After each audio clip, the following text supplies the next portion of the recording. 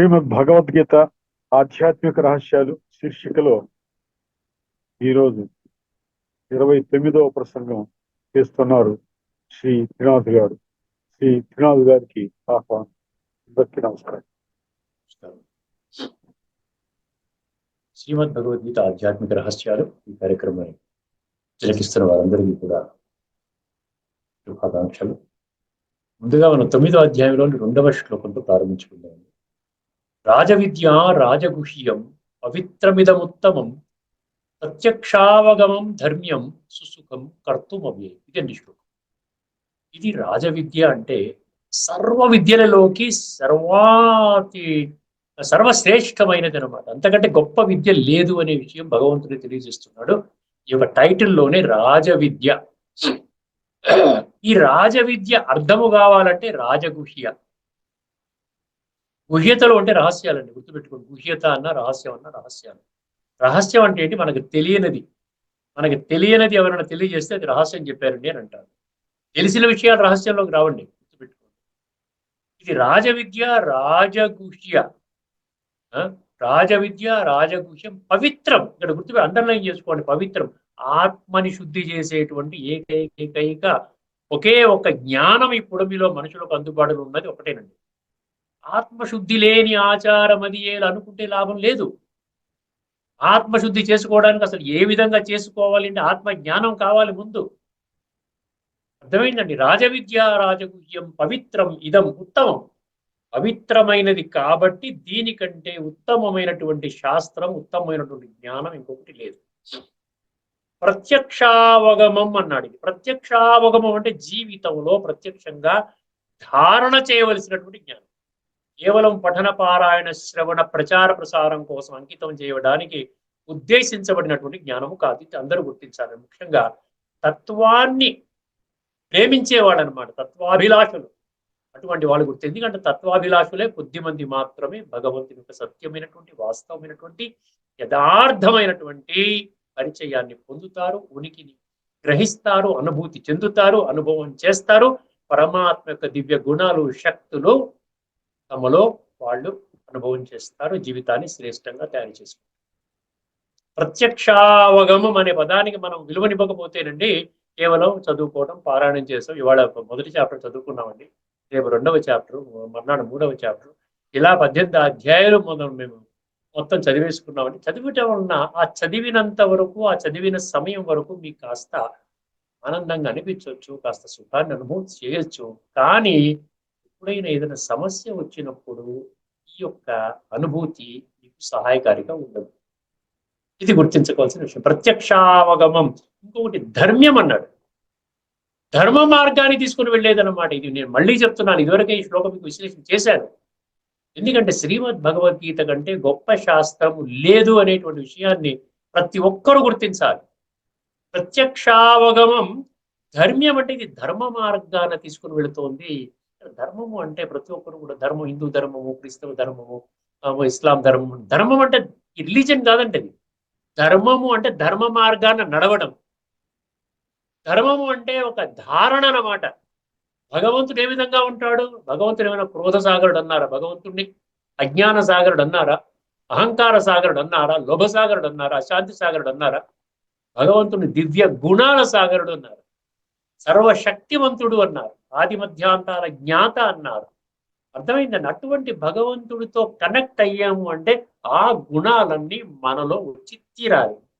ధర్మ మార్గాన్ని నడిపించే, అంటే అధర్మ మార్గములో ఉన్న వాళ్ళు ఒకవేళ భగవద్గీతని ఈ యొక్క తత్వ జ్ఞాన దృష్టికోణములో అర్థం చేసుకోవడం మొదలు పెట్టినట్లయితే వారు నెమ్మదిగా ఏం చేస్తారు? అధర్మాన్ని విడిచిపెట్టి ధర్మ మార్గములో నడవడానికి ప్రయత్నం మొదలు పెడతారు. ధర్మ్యం. సుసుఖం కర్తుం అవ్యయం. సుసుఖం కర్తుం అంటే ఏంటి? కర్తుం అంటే ఈ యొక్క జీవితంలో అనుభవం చేయడం, కార్యరూపంలో తీసుకుని రావటం. ఈ విధంగా చేయడంలో సుఖం ఉంటుందంట. కష్టపడక్కర్లేదు. మీరు ఏదైనా వెళ్ళి, మీరు ఎక్కడో తీర్థయాత్రకు వెళ్ళి ఎక్కడ అంటారు అమర్నాథ్ యాత్ర చేసినట్టు ఎంతో కష్టపడాలి, ఎంతో డబ్బు ఖర్చు పెట్టాలి, ఫిజికల్గా కూడా ఎంతో కష్టపడాలి. ఇక్కడ ఈ విధంగా మన్మనాభవ మామేకం శరణం వ్రజ, భగవంతుడిని గుర్తించి ఆయన్ని మనసు ద్వారా గుర్తు చేయడం అనేది అందులో సుఖమే ఉన్నది కానీ ఎటువంటి కష్టము నష్టము దుఃఖము ఏది అలజడి లేదండి. సుసుఖం కర్తం, అవ్యయం అంటే ఏంటి కొద్దిగా మీరు తెలుసుకున్నా కూడా ఇది ఆ విధంగా మీకు బెనిఫిషియల్ గా ఉంటుంది. కొద్దిగా తెలుసుకున్నా మీకు లాభకారిగానే ఉంటుంది. కానీ ఎందుకంటే అది అవినాశి జ్ఞానం. ఈ జ్ఞానం అనేది అవినాశి. ఎందుకంటే ఆత్మకి వెళుతోంది జ్ఞానం, శరీరానికి వెళ్ళటం లేదు. శరీరం ద్వారా ముడికి మన పఠన పారాయణ బాగా ఈ విధంగా పెట్టుకొని బై హార్ట్ చేసుకుని అందరికీ చెప్పుకుంటూ మొదలు పెడితే అది శరీరం ఉన్నంత వరకు తర్వాత వెళ్ళిపోతుంది. ఆత్మలో ఒక చుక్క కూడా వెళ్ళదు జ్ఞానం. ఇక్కడ ముఖ్యంగా ఈ శ్లోకంతో ఎందుకు ప్రారంభించుకున్నామంటే భగవంతుడు ఏమంటున్నాడంటే ఈ రాజ విద్య ద్వారా నీవు అధర్మ మార్గము నుండి ధర్మ మార్గములోకి వెళతావు అంటున్నాడు. అంతే కదండి. 4వ అధ్యాయంలోని 7, 8 శ్లోకంలో భగవంతుడు ఈ సృష్టి మీద ఎందుకు అవతరిస్తాడు? ఇప్పుడు అవతరించాడు ఎవరు నమ్మరండి. మీరు నమ్మినా నమ్మకపోయినా భగవంతుడి ఉనికిని కొన్ని లక్షల మంది చేస్తున్నారు. మీరు నమ్మకమైనా పర్వాలేదు. మీరు నమ్మకమైనంత మాత్రాన వారికి జరిగే నష్టమేమీ లేదు. అర్థమైందండి. ఎవరు ఇందులో ఆ యొక్క జ్ఞానాన్ని బుద్ధినేత్రాన్ని తెరుచుకొని 100% అంధవిశ్వాసాన్ని మూఢ విశ్వాసాన్ని విడిచిపెట్టి, ఎందుకంటే కేవలం 84 లక్షల జీవరాశుల్లో మనిషికి మాత్రమే భగవంతుడు బుద్ధినేత్రాన్ని ఇచ్చినప్పుడు ఆ బుద్ధినేత్రాన్ని భగవంతుడి యొక్క ఉనికిని తన యొక్క ఉనికిని అంటే ఆత్మ యొక్క ఉనికిని కనిపెట్టడానికి నేను వాడుకోనండి. మిగతా అన్ని విషయాల్లో వాడుకుంటాను. ఏ సినిమాకి వెళ్ళాలో వాడుకుంటా, ఏ వస్త్రం వేసుకోవాలో వాడుకుంటా, ఏ ఆహారం స్వీకరించాలో వాడుకుంటా, ఏ హోటల్కి వెళ్ళాలో వాడుకుంటా, ఎవరితో స్నేహం చేయాలో వాడుకుంటా, ఏ సినిమా చూడాలో వాడుకుంటా, ఏ టీవీ సీరియల్ ఏది చూడాలి, ఏ ఛానల్ చూడాలి, ఏ న్యూస్ ఛానల్ చూడాలి, అన్నిటికీ వాడుకుంటా. భౌతిక ప్రపంచంలో 100% అతి సాధారణ విషయాలు కూడా నేను బుద్ధిని వాడుకుంటాను. కానీ భగవంతుడు మనిషికి మాత్రమే బుద్ధిని ఎందుకు ఇచ్చాడంటే భగవంతుడిని తెలుసుకోవడానికి ఇచ్చాడు. అందుకని భగవంతుడు ఏమన్నాడు? ప్రపంచం కుళ్ళిపోవడానికి కారణం ఏంటండి? ఎందుకు ధర్మం పతనం అయిపోతుంది? ఎందుకు అధర్మం పెరుగుతోంది? ఇంత రకంగా పూజలు పురస్కారాలు యజ్ఞాలు యాగాలు జపాలు తపాలు నోములు వ్రతాలు ఇన్ని తీర్థయాత్రలు ఎక్కడ సత్సంగాల్లో కొన్ని వేల సంఖ్యలో గుమికూడి వింటుంటారు కదా. ఎన్ని టీవీ ఛానల్స్ ఉన్నాయి, భక్తి ఛానల్, ఆ ఛానల్, ఈ ఛానల్, రిలీజియస్ ఛానల్స్, ఒక్కొక్క క్రైస్తవులకు ఒక ఛానల్, ఒక 4 ఛానల్స్, ముస్లిమ్స్ కి ఛానల్స్. ఏం ప్రబోధిస్తున్నారు? ఏ ఒక్క ఛానల్లో కానీ ఏ ఒక్క ప్రవచనకర్త ముఖము నుండి కానీ ప్రవచనాల ద్వారా కానీ వచ్చిందని మీరు తప్పు చేసినా పర్వాలేదు, మీరు తప్పు చేసినా పర్వాలేదు, ఈ పాపాలు చేసుకున్నా పర్వాలేదు, నా ప్రవచనం వింటే మీరు స్వర్గానికి వెళ్తారు. ఆలోచించవలసిన విషయం అండి. చాలా చాలా తీవ్రమైన విషయం. ఎవరు దీన్ని తీవ్రంగా భావిస్తారో వాళ్ళ జీవితం ధన్యమవుతుంది. ఇప్పుడు ఈ రోజు 20 లక్షల మంది బ్రహ్మకుమారులు అనబడేటువంటి వాళ్ళు అదే పనిలో ఉన్నారు. భగవంతుడు 4వ అధ్యాయంలోని 7, 8 శ్లోకాలు ఎప్పుడు మర్చిపోకండి. నేను ఏ కారణంగా ఈ సృష్టి మీద నేను అవతరిస్తాను? యదా యదా హి ధర్మస్య గ్లానిర్భవతి భారత అభ్యుత్థానమధర్మస్య తదాత్మానం సృజామి అహం. నేను ఒక ఆత్మస్వరూపాన్ని నన్ను నేను సృజించుకుంటాను. భగవంతుడు వాగ్దానం వ్యర్థం అవ్వకూడదు కదా. ఊరికి నేను అంటాడు కానీ రాడు, ఎప్పుడు వస్తాడో మన శరీరం చాలించేస్తాం, మనకేం తెలియదు. మీకేం SMS చేయడండి, నేను వస్తున్నాను మీరు కనిపెట్టండి మన దగ్గరికి రండి, SMS చేయడు, మీకేం ఫోన్ కొట్టాడు. ఆయన పని గుప్తంగా చేసుకుని వెళ్ళిపోతాడు. ఈ లోపల అమాయకంగా మీరు ఆ విధంగా దాన్ని తేలికగా తీసుకుంటూ విస్మరించుకుంటూ తేలికగా తీసుకుని అంతిమ సమయంలో ప్రాణం పోయే సమయంలో భగవంతుడు స్థాపన చేసిన సంస్థ అంట బ్రహ్మకుమారి సంస్థ.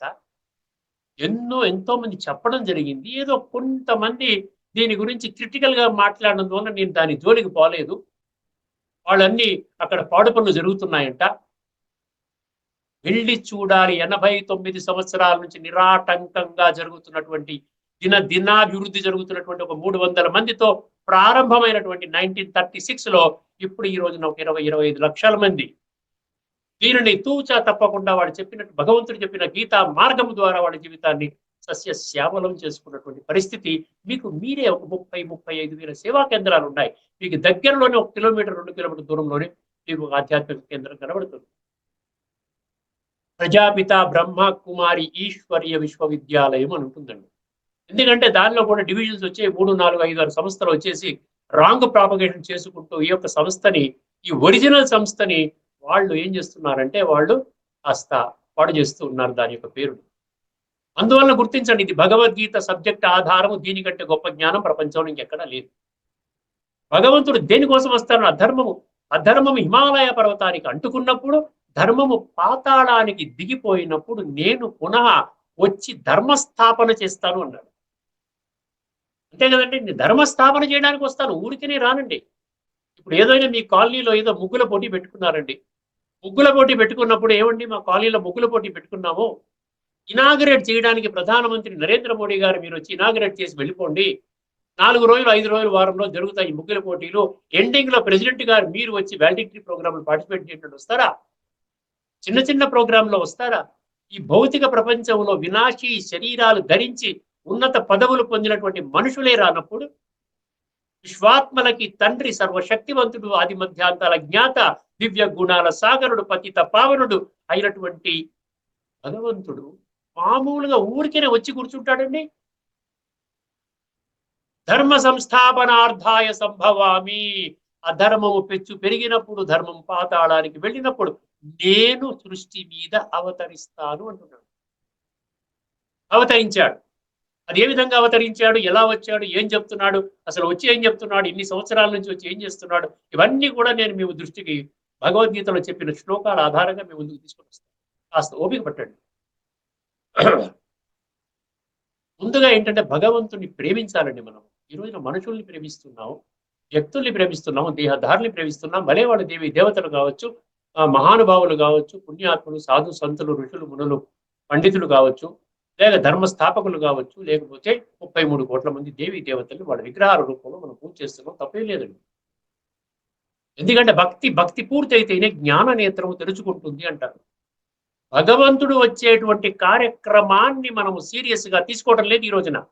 కేవలం ఈ శ్లోకాన్ని చదివేసి వదిలేస్తున్నాం. పరిత్రాణాయ సాధూనాం. పరిత్రాణాయ సాధూనాం అంటే ఏంటంటే సత్పురుషులు, సత్కర్మలు చేసేటువంటి వాళ్ళని నేను రక్షించుకుంటాను.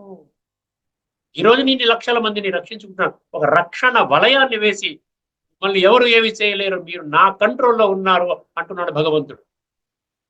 అర్థమైందండి? పరిత్రాణాయ సాధూన వినాశాయ చ దుష్కృతాం. ఈ దుష్కర్మలు చేసేటువంటి వాళ్ళు వినాశనము కాబడతారు.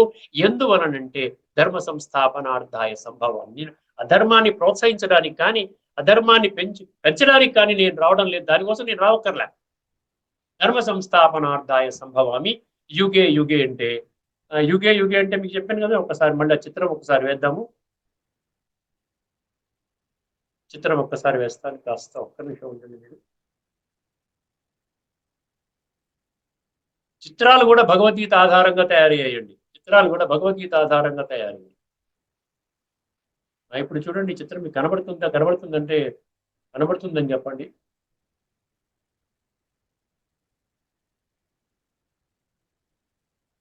వచ్చింది ఇక్కడ.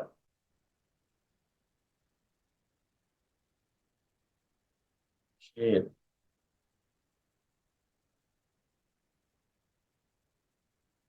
కనబడుతుందండి? పిక్చర్ కనబడుతుందా? కనపడుతున్నాయండి. కనబడుతుంది. థ్యాంక్స్ అండి, థ్యాంక్ యూ. ఇక్కడ ఏమంటున్నాడు ఆయన? కలియుగం యొక్క అంతిమ సమయం అంటే ఇలాగే ఉంటుందండి. ఇలాగే ఉంటుందండి. ఎవ్వరు సుఖంగా ఉండరు, ఎవరికి సుఖం లేదు, ఎవరికి శాంతి లేదు. లక్షల కోట్లుండి ప్రపంచం అంతా నాది అన్నవాడు కూడా ఈ రోజున శాంతి కోసం వెతుక్కుంటున్నాడు. టాటా, బిర్లా, అంబానీ ఇంట్లో వాళ్ళు కూడా ప్రశాంతంగా లేరండి.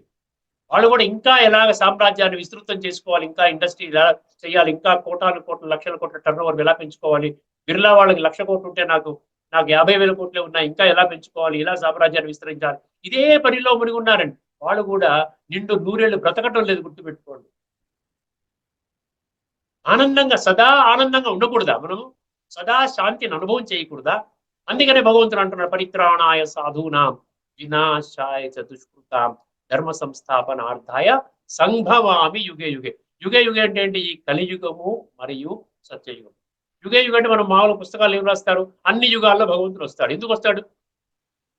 ఒకసారి లాజికల్ గా మనం అర్థం చేసుకోవాలి. ఈ తర్కశాస్త్రం, శ్రీమద్ భగవద్గీత అంధవిశ్వాసాన్ని సమర్థించే శాస్త్రం కాదు. ఎందువలన సత్యయుగంలో వచ్చి ఆయన ఏం చేస్తాడు? అర్థమైందండి? సత్యయుగంలో ఆయన వచ్చి ధర్మస్థాపన చేసినట్టయితే త్రేతాయుగం ఎందుకు వస్తుంది తర్వాత? సత్యయుగం కంటే త్రేతాయుగం తక్కువ కదా. త్రేతాయుగంలో కూడా భగవంతుడు వచ్చినట్లయితే దాని తర్వాత ద్వాపరయుగం ఎందుకు వస్తుంది? దానికంటే గొప్ప యుగం రావాలి కదా. ద్వాపరంలో కూడా భగవంతుడే వచ్చినట్లయితే ద్వాపరయుగం తర్వాత కలియుగం ఎందుకు వస్తుంది? ద్వాపరయుగం గొప్పదా, కలియుగం గొప్పదా? కలియుగంతో కంపేర్ చేస్తే ద్వాపరయుగం గొప్పది. అంటే ఏంటి? భగవంతుడు వచ్చి దానికంటే తక్కువ యుగాన్ని స్థాపన చేస్తాడా? అదేనా ధర్మస్థాపన అంటేను? అందుకనే భగవంతుడు ఏ యుగంలో కూడా రాడండి. కేవలం కలియుగం యొక్క అంచున, సత్యయుగం యొక్క ఆరంభ సమయం, దాన్ని సంధి సమయంలో పరమాత్మ ఈ సృష్టి మీద అవతరించి తన దివ్య కర్తవ్యాన్ని ఆయన స్థాపన చేస్తాడు. ఇప్పుడు 9వ అధ్యాయంలోని 3వ శ్లోకం అనమాట. అది చెప్పడం కోసం ఇంత బ్యాక్గ్రౌండ్ చెప్పాను మీకు. లేకపోతే అది అర్థం కాదు మీకు. 9వ అధ్యాయంలోని 3వ శ్లోకంలో ఏం చెప్తున్నాడంటే,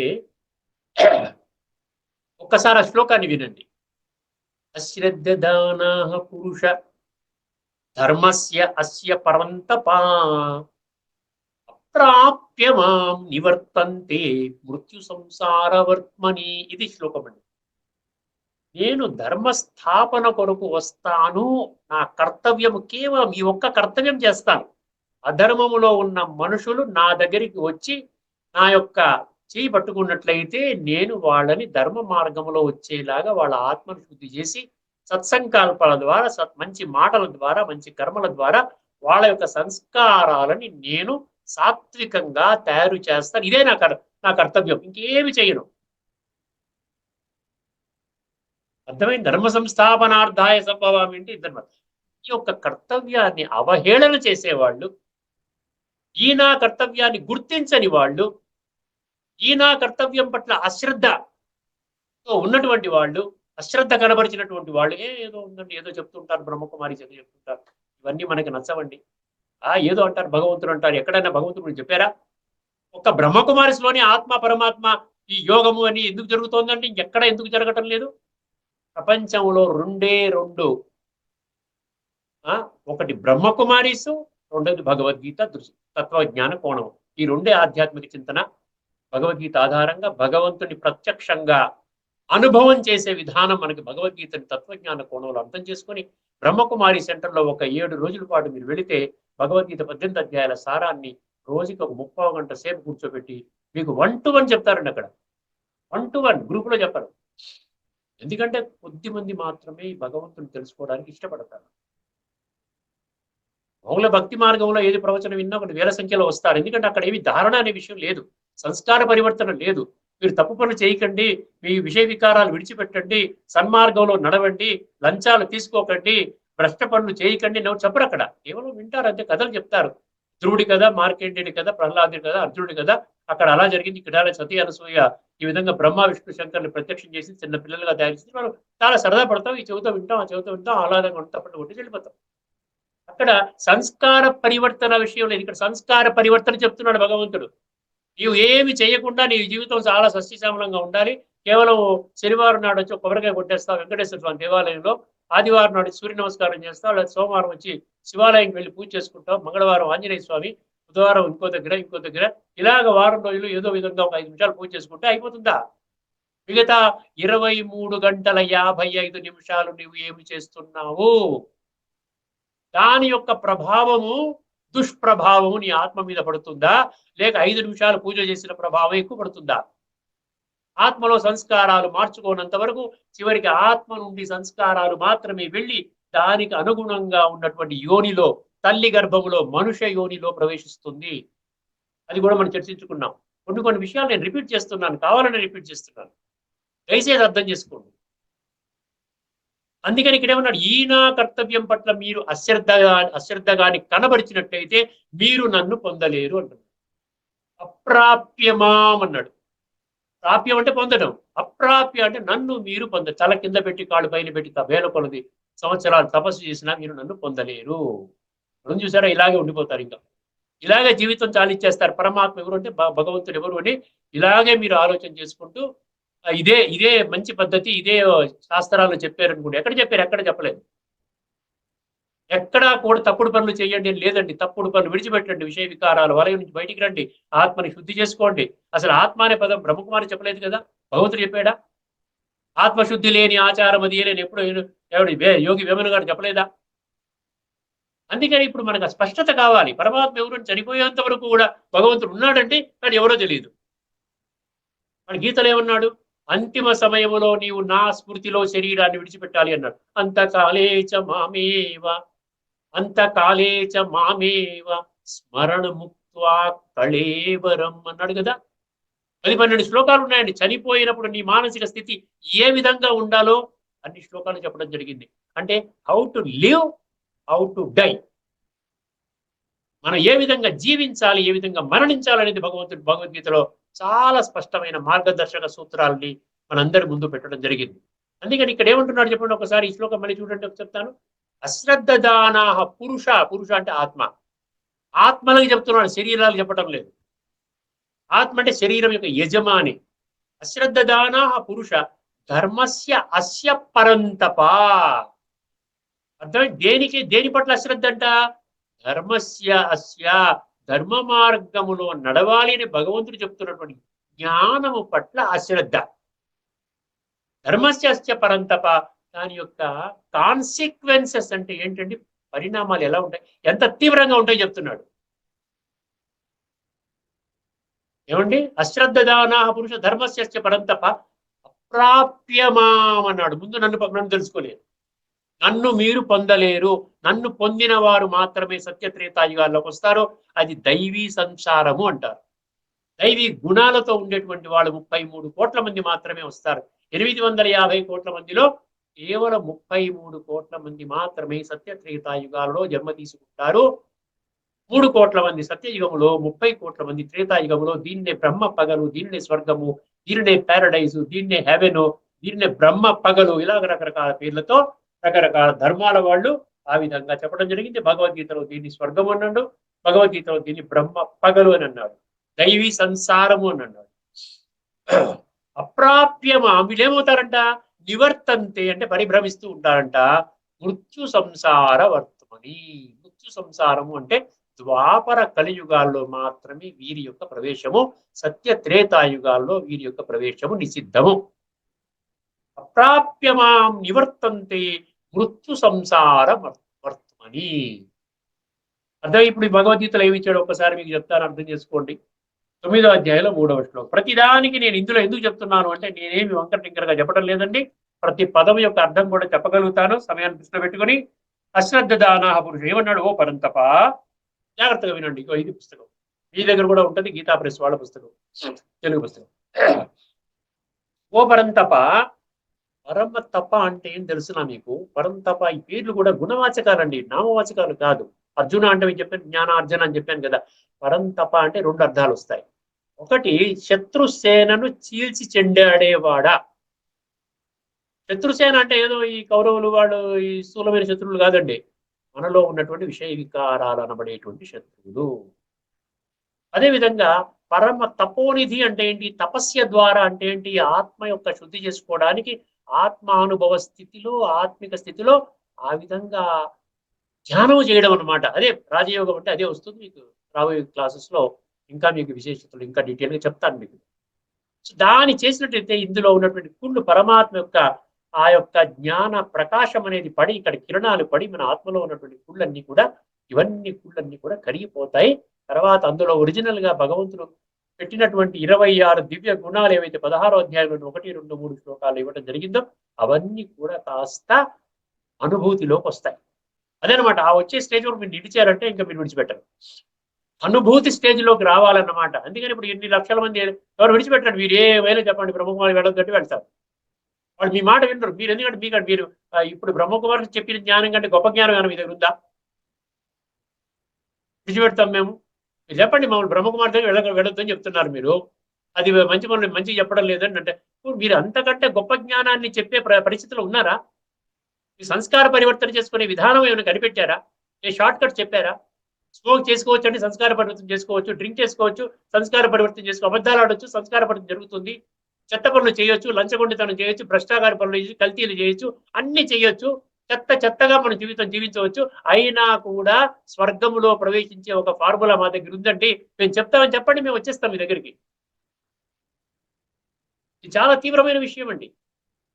ఎందుకంటే ఒక వ్యక్తిని భగవంతుడి నుంచి దూరంగా చేస్తున్నారు చూసారా, అంతకంటే గొప్ప పాప పని ఇంకొక ఉండదని గుర్తుపెట్టుకోండి. ఏమన్నాడు ఇక్కడ? ఓ పరంతప, ఈ ధర్మ మార్గమునందు, ధర్మ మార్గము అంటే గుర్తుపెట్టుకో, ధర్మం అంటే హిందూ ధర్మం, క్రైస్తవ ధర్మం అది కాదు. ధర్మ మార్గం అంటే ధారణ, ధర్మం అంటే ధారణ, అంటే దివ్య గుణాలని మన జీవితంలో అనుభవం చేసే విధానం అన్నమాట. ధర్మ మార్గంలో రావడం అంటే ఈ ధర్మ మార్గము నందు విశ్వాసము లేని పురుషులు, పురుషులు అంటే ఆత్మ, పురుష శరీరం అంటే ప్రకృతి, నన్ను పొందజాలరు. ఇంతకంటే ఏం చెప్పాలి? ఇది భగవద్గీత బ్రహ్మకుమారి పుస్తకం కాదు. ఓ పరంతప, ఈ ధర్మ మార్గము నందు విశ్వాసము లేని పురుషులు నన్ను పొందజాలరు కనుక వారు మృత్యు రూప సంసార చక్రమున పరిభ్రమించుతుందురు. కనుక వారు మృత్యు రూప సంసార చక్రమున పరిభ్రమించుచుందురు అన్నాడు. వాళ్ళ చక్రం లేదండి, వాళ్ళకి అరచక్రం అనమాట. సత్యత్రేతాయుగాల యొక్క జ్ఞానం వాళ్ళకి లేదు, అందులోకి రారు. ఈ సత్యత్రేతాయుగాలలో 33 కోట్ల మంది దేవీ దేవతలుగా జన్మ తీసుకొని వాళ్ళు అక్కడ ఉన్నటువంటి కాలాన్ని అనుభవం చేసేంత వరకు వీళ్ళు ఎక్కడుంటారు? ఆత్మస్థితిలోనే ఉంటారు. వీళ్ళ శరీరం దొరకదు, కేవలము ఆత్మిక స్థితిలోనే ఉంటారు. టెంపరీగా కొంతకాలం ఉంటారు. ఎక్కడ ఉంటారు? అది కూడా బ్రహ్మ మహాతత్వం అంటాం కదా, పరంధామం బ్రహ్మ అది కూడా నేను రాబోయేటువంటి ఎపిసోడ్స్ లో డీటెయిల్ గా చెప్తాను మీకు. వాళ్ళకి శరీరం దొరకదు. శరీరం ఎప్పుడు దొరుకుతుంది? వాళ్ళ సంస్కారాలు సత్యయుగములో ఉన్నటువంటి దైవీ సంస్కారాలతో మ్యాచ్ అయినప్పుడు వాళ్ళకి శరీరం దొరుకుతుంది. ఎందుకంటే చివరికి శరీరం చాలించి కొత్త శరీరం ఎక్కడ తీసుకుంటుంది? దేని ఆధారంగా తీసుకుంటుంది? భగవంతుడు ఏం చెప్పాడు? 13:21, 18, 15, 8 ఈ 2 శ్లోకాలు ఏం చెప్పాడు? ఆ ఆత్మ నుండి, ఆత్మలో ఆ పదిలము కాబడిన, పోగు చేయబడిన ఆ సంస్కారాలే శరీరం విడిచిపెట్టినప్పుడు ఈ సంస్కారాల ఆధారంగా తదనుగుణమైనటువంటి శరీరాన్ని వాళ్ళు పొందుతారు.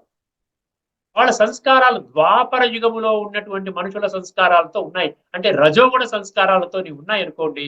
అప్పుడు వాళ్ళు ఏం చేస్తారు? వాళ్ళు ద్వాపర యుగములో ఆ విధముగా అక్కడ ఆ సమయం ఆసన్నమైనప్పుడు తదనుగుణమైనటువంటి శరీరము వాళ్ళకి మ్యాచింగ్ శరీరం దొరికినప్పుడు ఆ యోనిలో వాళ్ళు ప్రవేశిస్తారు. అంతవరకు వాళ్ళు హాల్ట్ లో ఉంటారు. ఇంకా చాలా చెత్త సంస్కారాలతో మన శరీరం విడిచిపెట్టామనుకోండి, తామసిక ప్రధానంగా ఉన్నటువంటి సంస్కారాలతో శరీరాన్ని విడిచిపెట్టామనుకోండి, అప్పుడు ఏం చేస్తారు? వాళ్ళు మళ్ళీ కలియుగం అనేది వచ్చేంత వరకు ఆగుతారు.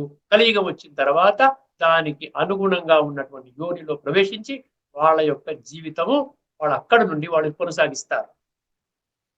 ఇది ఫార్ములా. ఎందుకంటే ఈ చక్రం తిరుగుతూ ఉంటుందన్న, ఎటర్నల్ గా తిరుగుతుందని చెప్పాడు కదా. ఏవం పరంపరా ప్రాప్తమిమం ఏమన్నాడు? ఏవం ప్రవర్తితం చక్రం నానువర్తయతిహ యః అఘాయురింద్రియారామో ముఖం పార్థ సజీవతి. చక్రం అనేది ఆ విధంగా తిరుగుతుందండి. ఎందుకంటే పుట్టినవాడు మరణిస్తాడు, మరణించిన వాడు మళ్ళీ పుడతాడు. ఆత్మయుక్త ఉనికిని తీసే శక్తి ప్రపంచంలో ఎవరికి లేదు.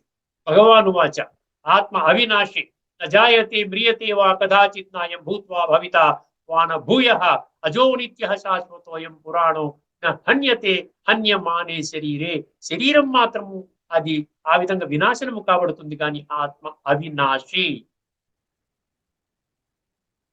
ఆత్మ పరమాత్మ కలిసిపోతుంది, లేకుండా ఉంటే తత్వాల్లో కలిసిపోతుంది, లీనమైపోతుంది. ఇవన్నీ కూడా దీనిని భగవద్గీత సమర్థించదు, భగవంతుడు సమర్థించటం లేదు. ఆ విధంగా ఉన్నటువంటి శ్లోకాలు కానీ, పదాలు కానీ, పంక్తులు కానీ గీతలు ఎక్కడ కనపడవు. అందుకని గుర్తు చేసుకోవాల్సింది ఏంటంటే, ఇప్పుడు ఈ రోజు ఎపిసోడ్ లో మనం తెలుసుకోవాల్సింది ఏం తెలుసుకున్నాము? భగవంతుడి సృష్టి మీద దివ్య కర్తవ్యాన్ని, దైవీ కర్తవ్యాన్ని, ధర్మ స్థాపన కర్తవ్యాన్ని చేయడానికి మాత్రమే ఈ సృష్టి మీద అవతరిస్తాడు. ఎందుకంటే కలియుగం యొక్క అంతిమ సమయంలో ఆయన వస్తాడు. ఆయన వచ్చి ఆయన కర్తవ్యం ఏంటి? కలియుగాన్ని సత్యయుగము, స్వర్ణయుగము, కృతయుగము, గోల్డెన్ ఏజ్, హెవెన్ ప్యారడైజ్ గా పరివర్తన చేసే కర్తవ్యాన్ని చేస్తాడు. కానీ ఆ సత్యయుగంలోకి భగవంతుడు రాడండి. అందుకనే భగవంతుడు ఏమంటారు తెలుసా? నిష్కామ సేవాధారి అంటారు. ఎటువంటి కోరికలు లేవు. మన గురించి, మనమందరం ఆయన సంతానము కదా, ఆయన గుర్తించాడు. మనము తండ్రిని కనిపెట్టలేదు. కనిపెట్టే ప్రక్రియలోనే మనం ఈ చర్చ అంతా చేసుకుంటున్నాం. దయచేసి ఆయనకి కావాల్సిందల్లా మీరు ఇచ్చేటువంటి ఏ కానుకలు అవసరం లేదండి. కేవలం ఆయన పట్ల సత్యంగా ఉండాలి, ఆయన పట్ల శ్రద్ధ వహించాలి. అరే భగవంతుడు ఇంత మంచి విషయాలు నా గురించే చెప్తున్నాడు కదా. ఇది కలియుగం యొక్క ఆఖరి శ్వాసలో ఉన్నటువంటి సమయము. అందుకని చూసారు ఎన్ని గుడులు, గోపురాలు, మందిరాలు, చర్చలు, ఇవన్నీ ప్రపంచం అంతా, ఈ ప్రవచనాలు, తీర్థయాత్రలు, ఇంత భక్తి ఇంత హైయెస్ట్ లెవెల్లో జరుగుతున్నా కూడా మనిషిలో ఎటువంటి చలనం లేదు, చైతన్యం లేదు, ఒక మంచి మార్గాన పడటం లేదు. నూటికో కోటికో ఎవరో కొద్ది మంది మాత్రమే మనకి సాత్విక లక్షణాలు ఉన్న మనుషులు కనబడుతున్నారు. ఎందువల్ల ఇలా జరుగుతోంది? ఇలా ఉన్నట్లయితే మనుషుల్ని ఎవరు మారుస్తారు? భగవంతుడు వచ్చి మార్చాల్సిందే. ప్రపంచం ఎట్లాంటి స్థితికి చేరుకున్నదంటే ఎవరు మార్చలేనటువంటి స్థితికి చేరుకున్నది. లేకుండా ఉంటే ఇప్పటికీ మారిపోవాలి కదండి. 99% మంది భగవంతుడి పట్ల విశ్వాసం ఉంది కదా. భగవంతుడి పట్ల విశ్వాసం ఉన్నది కానీ భగవంతుడి యొక్క మహావాక్యాల పట్ల విశ్వాసం లేకపోవటం అన్న ఈ యొక్క దుర్దశ ఈ రోజున మనుషులకు పట్టుకుంటుంది. కాబట్టి మనం ముఖ్యంగా గుర్తించవలసిన విషయం ఏంటంటే, ఇక్కడతో నేను ఈ యొక్క ఉపన్యాసాన్ని ముగిస్తాను. ముఖ్యంగా మనం ఇవాళ మనం ఈ ఎపిసోడ్ లో మనం తెలుసుకున్న ముఖ్య విషయం ఏంటంటే, భగవంతుడు ఈ సృష్టి మీద ధర్మస్థాపన కర్తవ్యం చేయడం కోసం వస్తాడు. ఇది రాజ విద్య, ఇది రాజగుహ్య, అంటే చాలా లోతైన రహస్యాలన్నీ కూడా అన్లాక్ చేస్తేనే ఈ తత్వం మనకు బోధపడుతుంది. భగవంతుడు వచ్చాడు, ఇన్ని లక్షల మందికి ఈ రోజునే ఇప్పటి వరకు జ్ఞానోదయాన్ని కల్పించాడు. వాళ్ళు స్పష్టంగా ఆత్మానుభవం చేసుకుంటూ పరమాత్మ ఉనికిని వాళ్ళు అనుభవం చేసుకుంటూ పరమాత్మ నుండి దివ్య గుణాలు శక్తులు ధారణ చేసే అనుభూతి చేస్తున్నారు. అంత చక్కటి ఇన్ని లక్షల మంది చేస్తున్నారు అంటే ఇది ఆషామాష వ్యవహారం కాదు. అది కూడా 140 దేశాలలో ఉన్నటువంటి అనేక సేవా కేంద్రాల్లో వేల కొలది, భారతదేశంలో అయితే సుమారు 30,000 సేవా కేంద్రాలు ఉన్నాయి. అంతర్జాతీయంగా ఒక 5-6 వేల సేవా కేంద్రాలు ఉన్నాయి. ఇన్ని కేంద్రాల ద్వారా ఒకటే ఒక విషయము, నీవు శరీరము కాదు. శరీరానికి ఏ విధంగా తల్లి తండ్రి ఉంటారో అదే విధముగా ఆత్మకి కూడా తల్లి తండ్రి ఉన్నారు. అంటే మనకి 2 తండ్రులు ఉన్నారు. మనం ఒకే ఒక తండ్రిని మనం పెట్టుకుంటూ మన జీవితం సాగిస్తున్నాము. ఆధ్యాత్మిక దృష్టికోణంలో ఆత్మకి తల్లి తండ్రి అయిన పరమాత్మని మనం ఈ రోజున విస్మరించాము. ఆ ఉనికినే పరమాత్మ మరల భగవద్గీతలో భూయః అంటాడు. భూయః అంటే మరలా చెప్తున్నాను అంటాడు. ఇదే విధంగా ఏవాయం మయాతి యోగ ప్రోక్త పురాతన అంటాడు. గతకల్పంలో చెప్పింది మళ్ళీ చెప్తున్నాను ఆయన. ఈ కాలచక్రం ఆగుతూ తిరుగుతూ ఉంటుంది, అందువల్ల మేలుకో మేలుకో ఇప్పుడు లేకున్నా మరి అంటే ఏం తెలుసుకున్నామండి? ఈ భగవంతుని దివ్య కర్తవ్యంలో అశ్రద్ధ వహించినట్లయితే మీరు సత్య త్రేతాయుగాలలో జన్మ తీసుకోలేరు. అంటే స్వర్గములోకి ఎంట్రీ క్లోజ్. అక్కడ నో ఎంట్రీ బోర్డు పడుతుందన్నమాట. మళ్ళీ మీరు ఈ మృత్యు సంసారం అంటే దైహిక భ్రాంతిలో కూడినటువంటి మనుషుడి జన్మ ద్వాపర యుగం నుండి ప్రారంభమవుతుంది. అంటే గిట్టుగా అనేటువంటి జ్ఞానము ద్వాపర యుగం నుండి ప్రారంభమవుతుంది. ఇటువంటి జ్ఞానం మన సత్య త్రేతాయుగాల్లో ఉండదు. సో ఇక్కడ ద్వాపర కలియుగాన్ని ఏమంటే మృత్యు సంసారము అన్నాడు, సత్య త్రేతాయుగాన్ని ఏమన్నాడు, దైవీ సంసారము అన్నాడు. సో మీరు మృత్యు సంసారములోనే పరిభ్రమిస్తారు. అశ్రద్ధ దాన పురుష ధర్మస్య అస్య పరంతప అప్రాప్య మాం నివర్తంతే మృత్యు సంసార వర్తి. ఇక్కడతో ఈ యొక్క చర్చని మనం ముగించుకుందామండి. తదుపరి ఆ ఎపిసోడ్ లో మరో కొన్ని అద్భుతమైన విషయాలు మళ్ళీ మనం తెలుసుకునేంత వరకు అందరికీ కూడా నమస్సుమాంజలి. లోకా సమస్త సుఖి.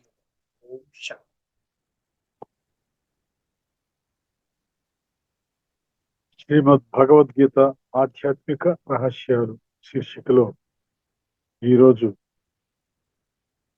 దైవతత్వాన్ని సవివరంగా విశ్లేషించిన శ్రీ వినోద్ గారికి ధన్యవాదాలు. నమస్కారం.